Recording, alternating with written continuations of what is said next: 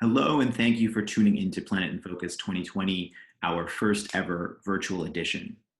My name is Julian Carrington, and I'm a programmer with the festival, and we hope you enjoyed our presentation of SMOG TOWN. I'm now delighted to welcome filmmaker Meng Han and producer Vincent Du for Q&A. Thank you so much for joining us. Thank you. Hello, everyone. We are very happy that our film is screened in Canada. So we are very happy about that. So my name is Vincent Du. I'm the producer of this project, this film, and Han Meng, the director. Hi. Yeah. Again, thank you so much for being here. I know it's quite late where you are, so we appreciate that. That's the magic of the virtual festival, I suppose. We're spanning time zones here. I'm curious, as we get into the Q&A here, maybe just to start with the very basic question that I'm sure you always get, but what was the origin of this project? How did you guys decide to tell this story? 他就说，就这个片子是怎么开始的？就怎么开始这个项目的呢？那我就说中文了。我们是在在北京，其实在2014年、13年的时候，我们这边有很严重的雾霾，然后实际上我跟 Vincent 是夫妻嘛，所以那个时候我们就一直想做一部有关，就如何治理空气污染的一部片子，然后在2016年的时候，我们看到了一条新闻，说李春元他写了几本有关雾霾的小说，那个时候，我们就尝试去联系这个写治理雾霾小说的副局长，后来，我们大概等了2个月之后，他回复我们就可以拍摄，所以就这么开始了。其实我们只想看一下，那个时候在中国雾霾很严重的时候，中国政府到底是如何来治理雾霾的？而且当时其实全世界都在关注中国很严重的空气污染。我想肯定还有很多人想知道中国是不是在治理空气污染，中国政府是如何治理，所以我们就开始了这个影片拍摄。So back to 2013 to 14, so China faced a very severe problem in terms of air pollution. So we are very interested in this topic because we stay in Beijing. So Beijing is actually in the northern part of China where the smog is very, very severe, especially in the winter season. So in 2016, we read a news about Mr. Li, the director of this the city Langfang. He's very famous at the time because he wrote several novels about smog. Because at the time, director list, so she has some connection with different kind of people in China. So we tried to communicate with Mr. Li for around 2 months. So after 2 months, he agrees to be interviewed, to be filmed. So this is the start of this project. So we want to tell a story about how the Chinese government tackled the air pollution issue from insider's perspective. And that insider's perspective is, really striking. I think for someone viewing the film, it's quite apparent that this must be a challenging level of access to achieve, because even in an early scene, you see that they're about to participate in a radio interview, and they're looking at the questions and deciding that some of them are a little bit sensitive and they might want to avoid them. So you're clearly very aware of the level of control around the information that they release. So how is it that you were able to get such direct access to these characters? 他就觉得这个拿到这个拍摄许可是非常重要的，就是尤其在前面的一些场景，比如说在电台的采访，然后李春元可能会回答一些很敏感的问题，然后他的这个提问呢，就是说你是怎么拿到这个非常重要的拍摄许可的？我想就是我们在前面。大概有几个月的时间，其实我们并没有拍摄很密集，我记得是。然后我们其实之间做了很多的聊天和沟通。他其实是后来就慢慢的就非常信任我们，他对我的拍摄的内容，还有跟他之间的沟通之后，他会觉得我们是，确实对他如何治理雾霾是产生了很多的好奇和，就是很关心他们到底是如何去治理雾霾的，所以其实是建立在非常信任的基础上。我想这也是拍摄一部纪录片的一个基础吧。The foundation of making documentary is trust. So actually, in the beginning of this project, for probably several months, we actually didn't film a lot scenes because we can't get access, or probably there are not so many things happening. But gradually, Mr. Lee trust us, so he gradually gave us access to film his work and daily life. So he knows that people are very curious about how the authorities tackle the issue. So finally, he opened to the camera. And is this sort of access commonplace in China? A, has the film screened there, and B, if so, are people accustomed to seeing such candid scenes? You have moments of real tension between the team. You have arguments. You have acknowledgement of the political consequences for the mayor and the regional officials, and you see all that being discussed very openly. Is that a common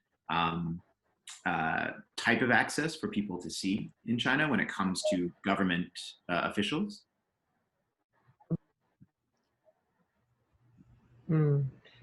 他的问题就是说，在中国这种拍摄许可是不是很 It's not very common. 是不是很常见的呢？就是说，是不是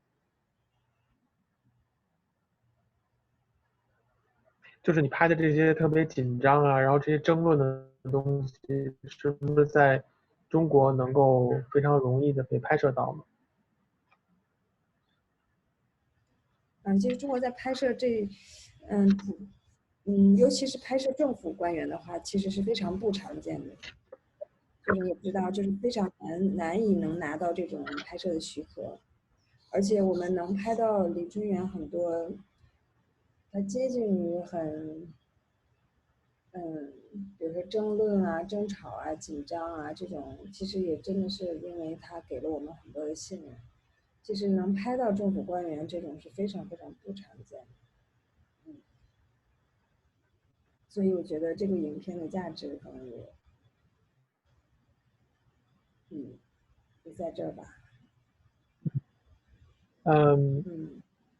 The value of this film probably is that it's very difficult to get access to film Chinese authorities and Chinese officials.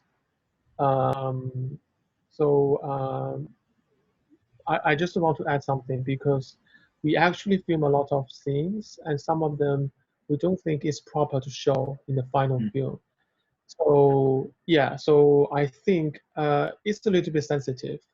So we in post-production process we have some argument, we have some discussion with our foreign Western editor. So we need to think about how to put all the scenes together properly. So there's some argument in post-production, but generally speaking, it's very difficult to get access to film this characters. Mm-hmm. And has the film screened widely in China? 有没有在中国播放的这个片子？ Not yet. So we only show the short version, like a 20 minutes version to show in China, but we haven't released the feature version in China. So we are looking for the opportunity to show in China. Actually, I really hope this film will show to the Chinese audience and to let them know how the Chinese government how to tackle the air pollution. Yeah, it's fascinating. We mostly see Inspector Lee's team cracking down on small business owners throughout the film. And is that because the larger companies are more compliant with the pollution control policies, or is it because these larger companies have more power and influence and aren't as accountable? 就是说他在你片子里看了很多，就是这个李纯元他们的团队去处理这个中小企业就这些散户的污染问题，但是呢，有没有关注这些大的这些污染企业呢？就是不是因为他们很有权利，然后很有影响力，所以说就是拍不到这些东西的？你这个是什么情况造成的？ Yeah, very good question. Yes, we feel a lot of the very small company and a small 你可以这么说吧，就是非常 I think that for the director, for me, I cannot do all the things, so this is a pity for the director to film. 所以我知道，就是你去拍一些大型的工厂，一些很知名的一些企业，我们其实当时是寻找了很多这样的机会去拍摄的，因为实际上你也知道，我们试图联系那个钢厂，就是污染最严重的一家钢厂，其实是联系不到的。他们确实跟政府之间其实有非常多的一些紧密的一些关系，而且他们其实才是真正的污染的企业，就真正制造污染的一些企业，所以其实是非常难以拍摄的。所以我们去拍摄了，这个被迫下岗的这些工人，他们因为工厂关闭所遭受的代价，所以从这个方面来去解释，或者是来去看到，就是李春元他在治理雾霾时候，他的另外一种的心情，或者是另外一方面的一些对他的一些观点吧，这样子。During the filming process, we actually try to contact those steel factories in Langfang City. Those factories actually are the major polluter in the city, in the region, in the northern part of China. They all have a very sophisticated, complicated connection with the local government. But the issue is that we can't get access. So there's only one angle we can film is those poor factory workers who have to leave their jobs because of the crackdown policy movement. So that's the only scene we can get from the factories angle.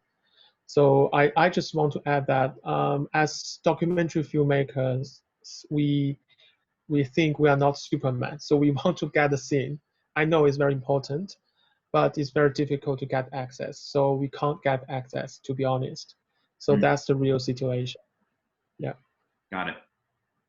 But clearly, it is those larger companies that are responsible for the vast majority, I'm sure, of the pollution. And it reminds me of even in the West, there are reports that something like 100 companies are responsible for something like 70% of carbon emissions. And so, in the West, there's lots of talk about individual responsibility. Maybe you take fewer flights, you drive less, you recycle, etc. But it feels like these are very small measures when these large polluters are continuing their activity. So this aspect of the film, I thought, was very effective in mirroring, even from a Western point of view. Obviously, it's a different political context, but it's a very recognizable dynamic that the policing measures are focused on this small scale activity as compared to the larger issue. I'm wondering, we see a focus on clean air, but we don't hear much discussion of climate in the film. And obviously there's a very direct urgency to the air quality issue because it's, you see the smog, it's so bad. But I'm wondering, for someone like Director Lee, is there a larger concern as well about, climate issues and climate change? 他在前面就说了很多，就是大概在西方也有同样的认识，比如说一工厂可能制造70%的碳排放，然后呢，就是大厂的排放跟个人的排放的关系，其实我觉得跟咱们的片子有很多的类似。然后他的问题呢，就是说这个李春元他在这个就是他更关注的是这个污染问题，就是他有没有关注一个更大的一个场景，比如说这个气候变化，他会不会考虑这方面的？还是说他只关注他自己的这个工作呢？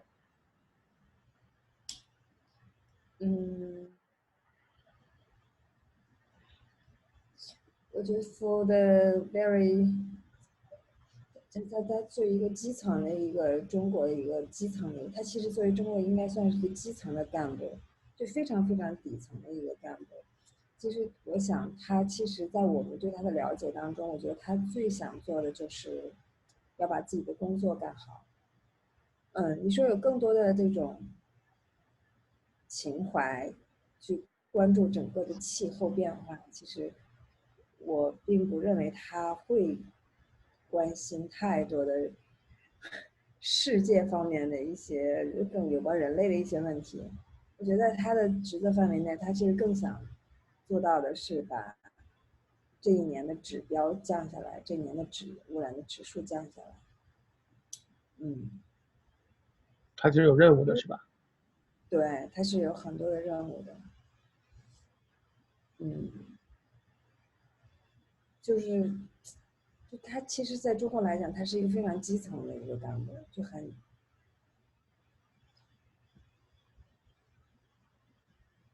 或许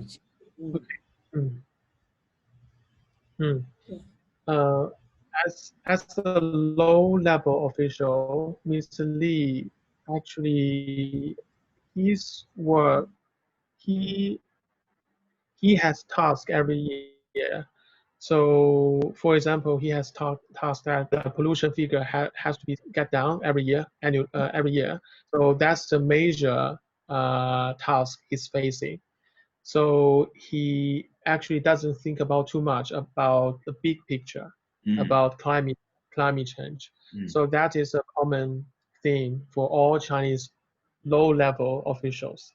The first thing or the very important thing for them is to finish their own job successfully. So that's the main job for them. Yeah, I think you capture that very effectively when you look at the deployment of the green netting or the water cannons to reduce the soil, blowing into the air to influence the readings. You can see that they're focused on these very small ways to almost address the symptoms instead of the disease, which, yeah, I think the film illustrates really, really well. I'm wondering, more broadly, perhaps, can you speak to the public conversation around climate change in China at the moment? It's funny, from a Western point of view, I feel like sometimes the adaptations that may be required in our lifestyles to achieve a reduction in CO2 emissions, it feels like in the West we're very individualistic. We are reluctant to relinquish our comforts, and so it seems quite hard, to, for instance, convince people that maybe a plant-based diet might be more beneficial to the climate, etc. So sometimes in the West, it seems like it will be a real challenge to get people to accept, their personal responsibility. In a society like China, where the government, has theoretically more control, more ability to impose a policy, is there a top-down real sort of effort to combat the issue, or what is the sort of discourse around climate change as it relates to policy in China at the moment?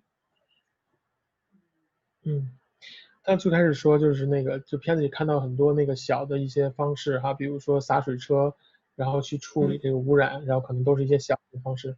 然后后面他说的这个重点是问题，就是说他在西方呢，就是很多人的都更加的个人，然后其实不愿意更多的牺牲自己的一些权利来去达到减少碳排放的目的哈，就是这个是在西方是一个挑战，因为每个人都更关注自己的生活权利。但是在中国呢，他觉得更多的是一种由上而下的一种制度的一个措施来去治理污染，就这个你怎么看呢？他的理解是没错的，而且是一个很好的，就是他的理解是没错的，而且它是一个很好的一个问题。